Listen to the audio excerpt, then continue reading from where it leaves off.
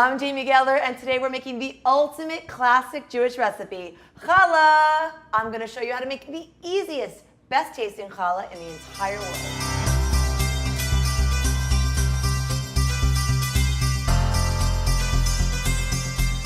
So I want to start with having all my ingredients at the ready. We want 2 to 2.5 cups of warm water.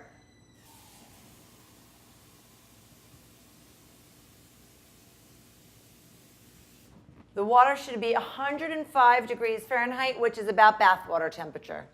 We're starting with 2 pounds, also known as 8 cups, of high gluten flour, which is also known as bread flour, going right in. And next we have our 2 cups of warm water.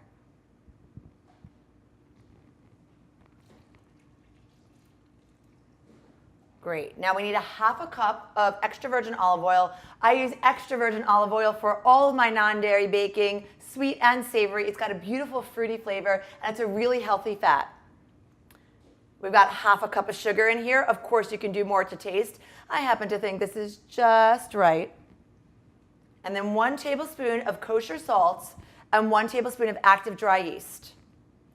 Our last ingredient is 3 whole eggs plus 1 yolk. No bread machine here, no stand mixer, no fancy equipment. 1 bowl, 1 spoon, and we're just mixing this up till it forms a nice, beautiful, thick dough. Make this with your kids. My kids love making challah with me. Even my 5-year-old makes awesome challah.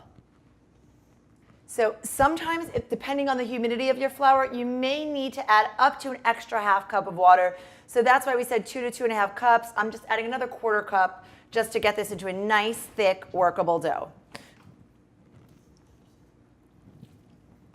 So now we want to cover this and let this sit for about 2 hours at room temperature. You want to make sure either the underside of your plastic wrap is well greased or just hit the top of your dough, because as it rises, you don't want it to stick to the plastic. So this is my gift to you. This is a no-knead challah. You want to let the dough sit out at room temperature for 2 hours, and then it goes into the fridge to chill for 2 to 3 days. That's where the magic happens. That's where it rises. That's where the gluten develops. And in a minimum of 2 or up to 3 days, you're going to have a gorgeous bread dough. Here I've prepared this challah dough for you. It's been in the fridge for 2 to 3 days. Let it come to room temperature before you start working with it. Look at this gorgeous dough. This recipe will make 2 loaves and 2 rolls. Simply roll out 3 strands and braid it just like you would a little girl's hair. Put it onto a baking sheet lined with parchment paper, cover it with plastic wrap, and let it rise for 1 to 2 hours until it's doubled in size. Preheat your oven to 350 degrees and brush your challah with some egg wash. Once the oven has come to the proper temperature, brush it again for a gorgeous sheen. Put it into the oven for 12 minutes. Bake your challah for 12 minutes, at which point you want to rotate the pan for nice, evenly baked challah. Bake it for another 12 to 15 minutes more until it's golden brown, and when you lift up the challah, you give it a little thump and it will sound hollow.